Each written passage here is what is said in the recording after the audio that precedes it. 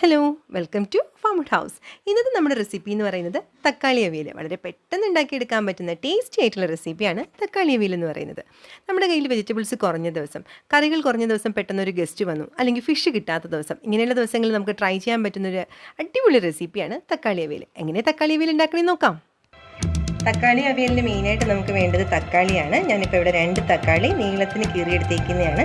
2 പച്ചമുളക് എടുത്തിട്ടുണ്ട്. പിന്നെ നമുക്ക് മെയിനായിട്ട് വേണ്ടത് ഉള്ളിയാണ്. അപ്പോൾ ഞാനിവിടെ ചെറിയ ഉള്ളി എടുത്തേക്കുന്നത് 100 ഗ്രാം ചെറിയ ഉള്ളി അരിഞ്ഞെടുത്തേക്കുന്നതാണ്. നമുക്ക് വേണമെങ്കിൽ സവാള എടുക്കാം. ഇപ്പോൾ സവാളയാണ് എടുക്കണമെങ്കിൽ ഒരു സവാള എടുത്താൽ മതി.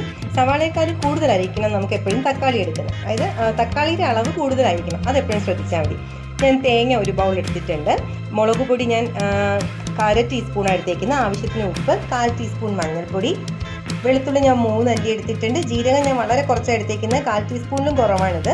പിന്നെ നമുക്ക് കരിവേപ്പില വേണം.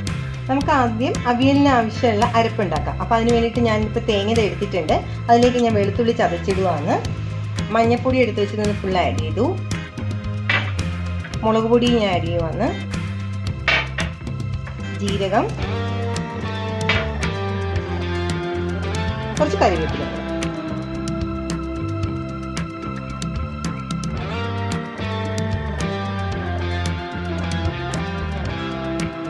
ഇപ്പം നമ്മൾ അവിയൽ ഉണ്ടാക്കാൻ പോകുന്ന കടായി എടുത്തിട്ടുണ്ട്.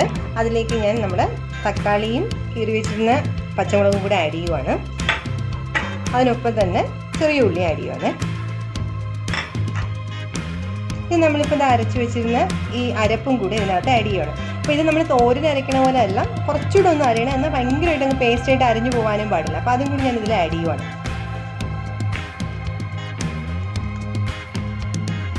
നമ്മളിനി ഇത് അടുപ്പിൽ വെച്ചേക്കുവാണ്. നമുക്കിനി ഇത് വേവിച്ചെടുക്കാം.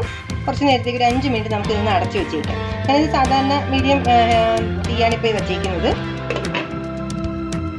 ഇപ്പോൾ ഒരു 5 മിനിറ്റ് ആയിട്ടുണ്ട്. നല്ലോണം തിളച്ച് നമുക്ക് നല്ലൊരു മണം വരുന്നുണ്ട്.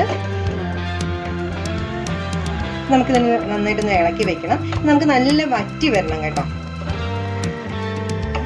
നമുക്കിത് വേണമെങ്കിൽ ആദ്യമേ ഒരു സ്പൂൺ എണ്ണ ഒഴിച്ചിട്ട് ഈ ഉള്ളി ഒന്ന് വഴറ്റി, തക്കാളി അതിലിട്ടൊന്ന് ചെറുതായിട്ടൊന്ന് വഴറ്റിയിട്ട് പിന്നെ ഈ കൂട്ട് ചേർത്ത് വേണമെങ്കിലും ഉണ്ടാക്കാം. ഇതിപ്പോൾ ഞാൻ എണ്ണയൊന്നും ഒഴിക്കാണ്ടാണ് ഉണ്ടാക്കുന്നത്.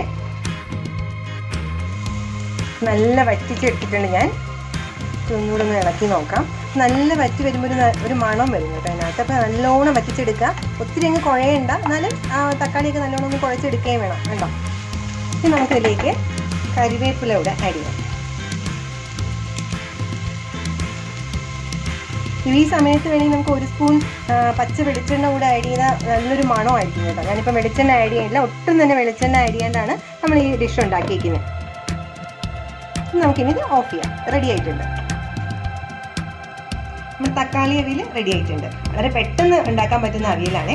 ഒരു 10 മിനിറ്റ് എനിക്കിൻ്റെ കുക്കിംഗ് ടൈം വേണ്ടി വന്നുള്ളൂ. വളരെ പെട്ടെന്ന് നമുക്കിത് റെഡിയായി കിട്ടും. നമുക്കിത് കഴിക്കുമ്പം ഉണക്കമീന് ഉള്ളിയും തക്കാളി ഇട്ട് വെക്കത്തില്ലേ, ആ ഒരു ടേസ്റ്റ് നമുക്കിതിൽ ഫീൽ ചെയ്യുകയും ചെയ്യും. അപ്പോൾ മീനൊന്നും ഇല്ലാത്തപ്പോൾ പെട്ടെന്ന് ഉണ്ടാക്കിയെടുക്കാൻ പറ്റും. വളരെ വെജിറ്റബിൾസ് ഒന്നും അധികം കയ്യിലില്ലാണ്ടിരിക്കുന്ന സമയത്തൊക്കെ നമുക്ക് പെട്ടെന്ന് ഉണ്ടാക്കിയെടുക്കാൻ പറ്റുന്ന അവിയലാണ്. എൻ്റെ വീഡിയോ ആദ്യമായിട്ടാണ് കാണുന്നതെങ്കിൽ വീഡിയോ ഇഷ്ടപ്പെട്ടിട്ടുണ്ടെങ്കിൽ ചാനൽ സബ്സ്ക്രൈബ് ചെയ്യുക. മറ്റൊരു നല്ല റെസിപ്പിയുമായി നമുക്ക് വീണ്ടും കാണാം.